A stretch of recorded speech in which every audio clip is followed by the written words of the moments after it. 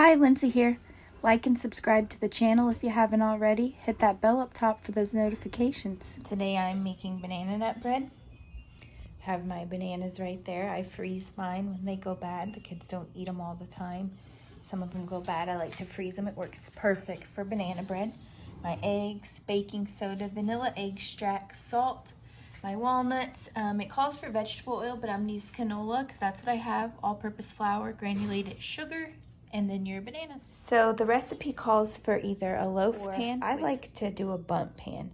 I recently started using a Bundt pan to make banana bread, and oh my, is it a game changer.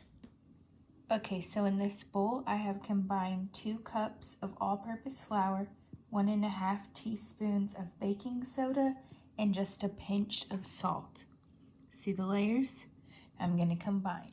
So you'll just take a fork and mix that all up so all that's incorporated, and you'll leave this aside. Meanwhile, you have your oven heating at 350 degrees. So the next step is I will take the bananas out of the peel and mash them up with a fork.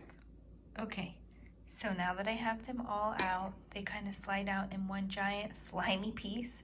Just kind of take a fork and chop all that up. Get it kind of chunky. Okay, can you see this consistency? How it's chunky, just kind of slimy, yucky mess? That's right bananas for you. So you're gonna set your banana mixture aside, and you're gonna set your dry ingredients that has the flour, the salt, and the baking soda, and set that aside. And now I'm gonna go to my KitchenAid. I have my whisk on. Okay, so inside of my KitchenAid, I'm gonna dump 1 cup of granulated sugar. I'm gonna take a 1/2 cup of oil, dump it into that sugar mixture.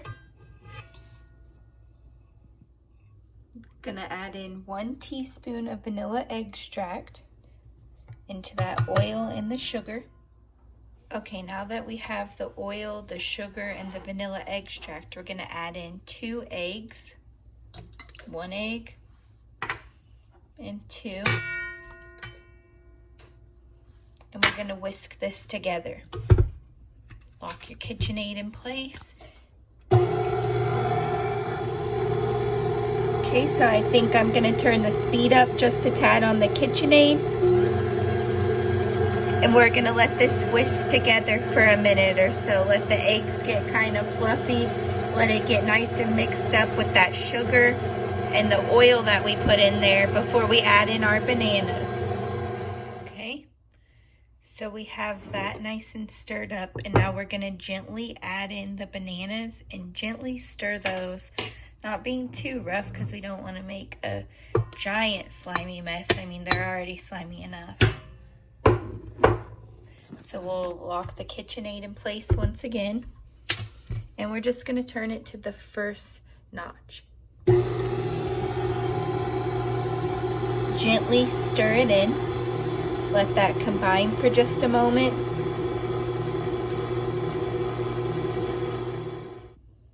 See how slimy those bananas are, how some stuck to that? It's perfectly okay for it to be stuck in the whisk like that. Now we're gonna start to combine in that flour mixture. Okay, gently adding in that flour mixture.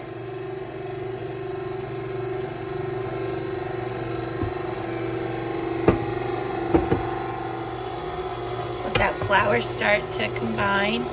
Dump the last portion in.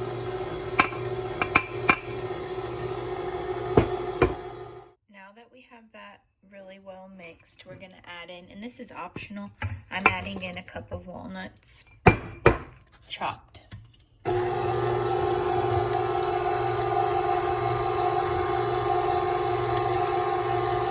And then you're gonna add this into a greased pan, 350 degrees. Okay, now I have my greased loaf pan. I sprayed it with my Crisco spray, and I have my banana nut mix.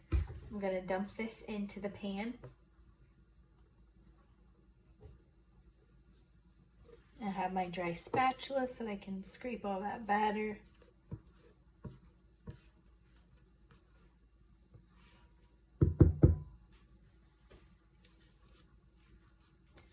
love to do the banana nut bread like this. Like I said before, I freeze my bananas.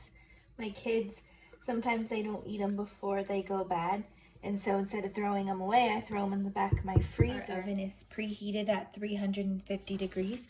We're gonna pop this sucker in for about 35 to 45 minutes until you can put a fork or toothpick in the center and it comes out clean.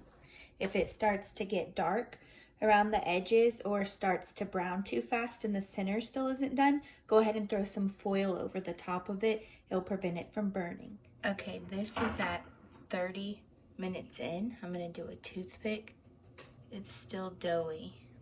So I'm gonna put this in for another 10 minutes probably. Okay, now that our bread's done, what I personally like to do, because I'm like anal, I don't like to cut the bread inside of my pan and scratch my pan all up. So I transfer it to a cooling rack. Okay, so I've flipped it over onto my cooling rack. Let's see. I'm gonna grab it, kind of shake it. It's a little hot. Let me see if I can get hold of it. There we go. How beautiful that is.